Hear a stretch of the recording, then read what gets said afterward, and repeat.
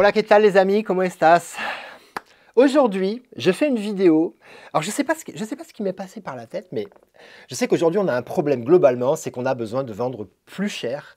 On a besoin de vendre plus cher parce que si on ne vend pas assez cher, on ne gagne pas l'argent. Et puis, plus on gagne cher, plus on gagne de l'argent. C'est-à-dire, ouais, mais Lolo, on ne peut pas vendre plus cher à l'infini parce qu'on a des concurrents. Et si on vend trop cher, on ne vend plus. C'est vrai, je suis dans la même situation que vous et je me suis posé les mêmes questions. Pourtant, je suis quelqu'un qui, globalement, vend un peu plus cher que mes concurrents. En tout cas, je suis plutôt dans les gens chers puisque j'ai des charges. Alors, c'est pas être cher pour être cher. C'est juste que j'ai un coût de revient, vu ma structure. Moi, j'ai plus de 10, 12 personnes dans l'entreprise qui sont ce qu'on appelle des non-productifs. Ce sont des gens qui bossent dans les bureaux. Il faut les payer, mais ils ne produisent pas. Donc, je suis bien obligé de vendre plus cher les gens qui bossent de leurs mains pour payer ceux qui bossent de leur tête. Et il y a moi aussi dans le lot qui ne bosse plus avec ses mains. Okay, donc, si vous voulez, j'ai dû me casser un petit peu les neurones pour vendre plus cher. Et il n'y a pas longtemps, je me suis posé la question à savoir comment faisaient les grandes marques pour vendre plus cher. Et j'ai trouvé 9, j'ai trouvé 9 choses que tu vas pouvoir mettre en œuvre pour vendre plus cher tes devis. Et directement inspiré des grandes marques. Ça m'a d'ailleurs, cette vidéo évidemment, quand j'ai travaillé là-dessus, je me suis dit voilà aussi plein de bons conseils pour moi-même, pour mon entreprise. Allez, je vous les partage dans cette vidéo, c'est gratos, on se fait plaisir. Si vous êtes un de mes concurrents à Toulouse, on aura les mêmes outils, vous deviendrez aussi bon que moi. Et tant mieux, parce qu'on a besoin de gens bons dans la vie. Même si vous êtes un de mes concurrents, je n'ai aucune haine contre mes concurrents, on fait le même métier et on habite la même ville et on supporte sûrement la même équipe de rugby, donc je ne vois pas de quoi haïr ses concurrents et je vous invite à aimer vos concurrents, à leur faire des câlins régulièrement. Non, mais par contre, en campagne, vous pouvez bosser des fois entre ce qu'on appelle confrères pour prendre des gros chantiers, donc je trouve qu'on n'a aucun intérêt à se défoncer les uns les autres et que, voilà. Et si tous mes concurrents vendent plus cher parce qu'ils appliquent mes conseils d'aujourd'hui, eh bien, c'est tout le monde qui est gagnant. Bon, Lolo, tu nous saoules. Vas-y sur tes premiers conseils. Alors, la première chose sur lesquelles communiquent les marques pour vendre plus cher, ils nous parlent toujours de qualité supérieure. Qualité supérieure, bah oui, Rolex, qualité supérieure. Les marques de... Alors moi ici à Toulouse, on a du foie gras, des trucs comme ça, des maisons de foie gras, qu'on teste du Barry et de ça. Qu'est-ce qui marque sur les emballages? Qualité supérieure. Donc en fait, tout ce qui va être mentionné qualité supérieure va être vendu plus cher. Ça veut dire quoi? Qu'il faut que vous ayez un argument de qualité supérieure pour vendre plus cher? Évidemment! Donc, si vous êtes plombier, peut-être passer avec des marques premium. Si vous êtes, j'en sais fiche trop rien, mais sur votre site internet, peut-être communiquer sur de la qualité supérieure. Peut-être que vous pouvez mettre en avant un diplôme, une reconnaissance, un titre de meilleur ouvrier, disant que vous faites un travail de qualité supérieure. Mais la qualité supérieure se paye plus cher. C'est le numéro 1, c'est pas moi qui l'invente. Les grandes marques mettent ça en avant, surtout dans le luxe, dans la confection, ils le mettent en avant. Vous allez dire, ouais, mais c'est pas forcément de meilleure qualité. Vuitton, c'est peut-être pas forcément de meilleure qualité que Kiabi, par exemple. J'en sais rien. J'ai ni du Vuitton ni du Kiabi. Mais peut-être que l'un n'est pas plus solide que l'autre. Ben oui, mais il y en a quand même un qui communique là-dessus et qui vend plus cher. Donc, faites-le. Ne vous dites pas, non, je ne vais pas communiquer là-dessus parce que c'est pas de la meilleure qualité que les autres. Communiquez sur le fait que vous êtes de la qualité supérieure, vous pourrez vendre plus cher, d'accord? Vous ne posez pas de questions. Deuxième argument pour vendre plus cher, l'exclusivité ou la rareté. Si vous êtes le seul à avoir un produit, vous allez pouvoir le vendre plus cher. Moi, j'ai testé ça à titre perso. Il y a quelques années, je vendais un panneau photovoltaïque. Alors au début, on était plusieurs artisans à l'avoir et après, j'ai voulu l'exclusivité de ce panneau qui était plus cher mais qui avait des garanties plus longues. Donc, je l'ai acheté directement en Allemagne. Je le faisais livrer par camion pour avoir l'exclusivité sur ce panneau à Toulouse. J'en ai vendu des tonnes parce que c'était le meilleur panneau, d'accord? Voilà. Pourquoi j'ai arrêté? Pour la simple raison qu'aujourd'hui, ce panneau, comme il se vend plus cher, les Européens n'avaient plus les moyens de l'acheter, il est exporté aux États-Unis carrément et c'est les Américains qui l'achètent. Donc, et du coup, il n'y en a plus en France. Mais donc voilà, donc j'ai trouvé d'autres panneaux de très très bonne qualité. Mais si j'avais pu trouver un panneau que j'étais le seul à avoir, je me serais jeté dessus pour pouvoir vendre plus cher. Donc l'exclusivité ou la rareté, quelque chose qui va vous permettre de vendre plus cher, quelque chose qui va vous différencier de vos concurrents et que le client a envie. Encore faut-il après savoir communiquer correctement dessus, mais ça peut être si vous êtes maçon, avoir une pierre que vous allez chercher dans un endroit précis, si vous êtes charpentier, travailler avec des bois que non pas les autres, ébéniste, la même chose. Donc à vous de voir dans vos métiers ce que vous pouvez trouver, ce qui est, voilà, on sait que ce qui est rare est cher, donc cultiver ça, c'est un bon moyen de vendre plus cher. Le troisième argument qui permet de vendre plus cher, on le voit souvent dans les grands vins qui existent depuis 3 générations, la joaillerie, de père en fils. En fait, quand on a une histoire à raconter sur plusieurs générations, c'est quelque chose qui a vachement de valeur dans l'artisanat. Il n'y a pas longtemps, je suis allé faire une vidéo de toiture chez un de mes confrères qui est à Brive, et c'est une entreprise, l'entreprise Bouillaguet à Brive, peut-être vous la connaissez. Ils étaient la 4e ou 5e génération de couvreurs dans la même boîte. C'est-à-dire que je crois qu'ils étaient à 3 ou 4 générations. Et il y avait déjà le tout petit qui avait 3 ans qui était en train de manipuler là.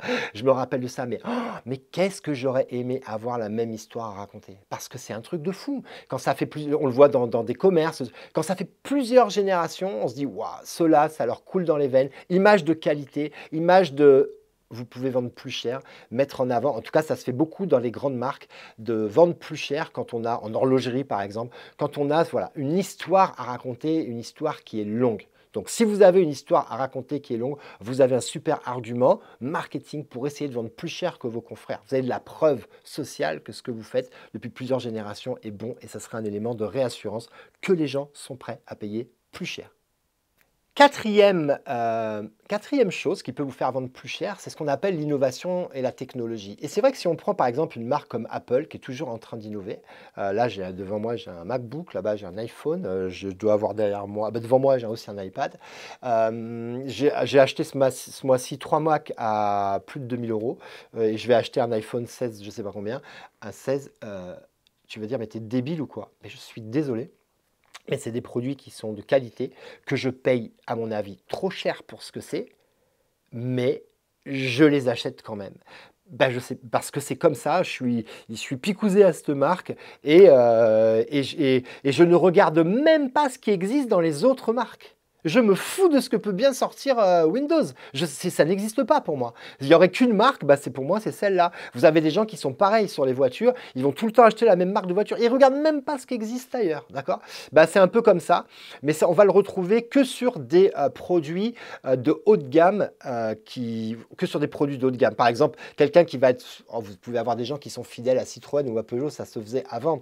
Dans les voitures de luxe, j'ai des amis qui ont des voitures de luxe, certains sont ces Ferrari, ils n'iront jamais acheter autre chose qu'une Ferrari, d'autres sont Porsche, ils restent Porsche, idem pour Aston Martin, parce que ce sont des produits de luxe et qui sont fidèles à cette marque de luxe. Aujourd'hui, Apple, c'est presque une marque de luxe, mais qui est très démocratisée parce que tout le monde achète ça. Mais c'est vrai que l'innovation et la technologie, c'est quelque chose qui permet aux gens de payer plus cher, et vous pouvez avoir des métiers où vous mettez en avant de la technologie. Donc voilà, peut-être que si vous êtes électricien, plombier ou ce genre de choses, vous avez accès à un volet technologique. Les gens aiment de plus en plus les applications, la technologie, ça leur plaît. Il y a beaucoup de gens maintenant qui sont nés avec la technologie, donc c'est un moyen de vous démarquer peut-être par rapport à des concurrents qui, eux, sont encore réfractaires par rapport à ça, qui sont un petit peu arriérés, hein, les anciens avant la retraite. Ouais, la techno, moi, je ne veux pas entendre parler. Ah si, chez nous, on en a même dans Velux, par exemple. Voyez-vous. Donc, vous pouvez avoir de la techno, mettez-le en avant. Aujourd'hui, ça fera écho chez certains clients. Ensuite, il faut travailler la marque. Alors, c'est un truc que je connais bien, puisque ça fait depuis 2014 que je travaille la marque Les Couvrants Occitans à Toulouse. Je travaille la marque en la mettant en avant sur les camions avec des jolis logos, en la mettant en avant sur les habits avec des jolies broderies, en la mettant en avant sur le site internet avec un joli site internet esthétique. Donc travailler la marque, ça va vous apporter une image de marque qui est très importante, donc ne la bâclez pas. Confiez votre communication à une agence qui va être sensible à ça. D'ailleurs, vous trouverez en description de la vidéo les coordonnées d'une agence que je co-gère aujourd'hui avec Amélie. Ceux qui me suivent le savent, puisque j'ai créé une agence de com il n'y a pas très longtemps. Je mets le lien en description de la vidéo. C'est une agence de com spécialisée donc, dans les artisans, puisque pour le coup, je sais un peu ce qu'il faut faire en termes de com pour les artisans.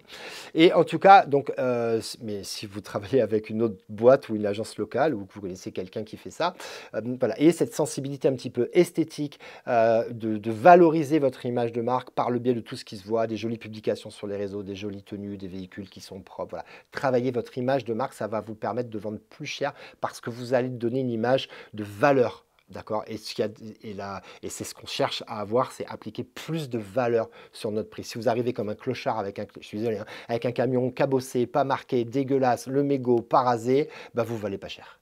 Alors que si vous arrivez nickel, bien coiffé, enfin avec une coupe propre, bien coiffé quand c'est en chantier, c'est pas facile. Une tenue qui a peut-être de la poussière mais qui est brandée, qui est assortie, des chaussures de sécurité qui ne sont pas défoncées, un camion qui est propre, il peut y avoir des déchets du chantier, mais on voit qu'il a été nettoyé récemment. Vous donnez de la valeur, les amis, d'accord? Vous vous valorisez et le client le voit et la valeur perçue, elle est plus importante, vous pourrez la vendre plus cher. Ensuite, sixième conseil, peut-être le plus important, ils sont tous importants, mais celui-là peut-être le plus important, le service client. Dans les grandes boîtes, on dit être consumer centric, c'est-à-dire centré sur le client.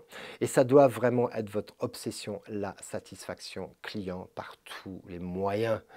Bonne communication, bon devis, politesse, propreté du chantier, tout ce qui va faire que l'expérience client, elle est incroyable. Moi, j'ai remarqué que plus l'expérience client, elle est incroyable, plus vous avez de la recommandation et du bouche à oreille. C'est un truc de malade. D'accord. Donc ça, c'est vraiment quelque chose à travailler. Mettez-vous en permanence à la place du client. Quand vous arrivez avec 10 minutes de retard le matin, vous êtes en train de faire de la merde parce que le client, peut-être que lui, il a prévu de partir à 8 heures parce que s'il ne part pas à 8 heures pile, il ne va pas être à 8h30 à son boulot, il va être à la bourre. Et quand tu arrives à 8h10 et qu'il t'a attendu pour te filer la clé, il sera à 8h40, il aura 10 minutes de retard au boulot, il sera à la bourre, il va se faire défoncer à cause de toi. Et si tu crois que tu vas t'en faire un copain du client alors que tu es arrivé 10 minutes à la bourre, mais tu te trompes. D'accord? Et ça, c'est un truc qu'il faut que tu aies en permanence à l'esprit. Mets-toi à la place de ton client. Il n'est pas à ta disposition. Tu dois être à son service. Et ça, c'est un truc qui est hyper important. Et le client, s'il a une bonne expérience client, il te recommandera, il n'y a pas de souci. Tu sais, les meilleures recommandations de restaurants sur Google, je les regardais, c'est souvent des restaurants qui sont un peu chers. D'accord? Pourquoi? Parce qu'on a un meilleur service. Et j'ai regardé, c'est un truc de fou. Maintenant, je fais même gaffe. Je fais les restaurants les mieux notés, 4,8, 4,9, faites super gaffe, on bouffe à 100 balles par tête, pas moins. Je vous jure que plus les restaurants sont chers, plus la note est bonne, malgré un nombre d'avis super important. Bah donc, ils vendent plus cher. La qualité du produit au départ, forcément, elle peut être meilleure, mais les écarts de prix ne sont pas significatifs. C'est vraiment de la valeur ajoutée. On est bien dans le sujet de cette vidéo. Le septième point, c'est l'engagement social et environnemental. Vous avez beaucoup de gens aujourd'hui qui sont très sensibles à ça, donc en fait, faites-y attention. Ça veut dire quoi? Ça veut dire simplement qu'est-ce qu'on fait de nos déchets, quel type de matériaux on utilise, quel type de camion on utilise, comment est-ce qu'on comment est-ce qu'on gère ce genre de choses. Quelle politique salariale on a dans l'entreprise, comment est-ce qu'on considère les salariés. Vous avez énormément de gens qui vont faire attention à ça, qui sont prêts à payer plus cher pour des gens qui ont des valeurs environnementales ou sociétales, on le voit, c'est pour ça que le produit bio aujourd'hui sont plus chers, tout le monde le sait, mais les gens sont prêts à payer plus cher pour du bio.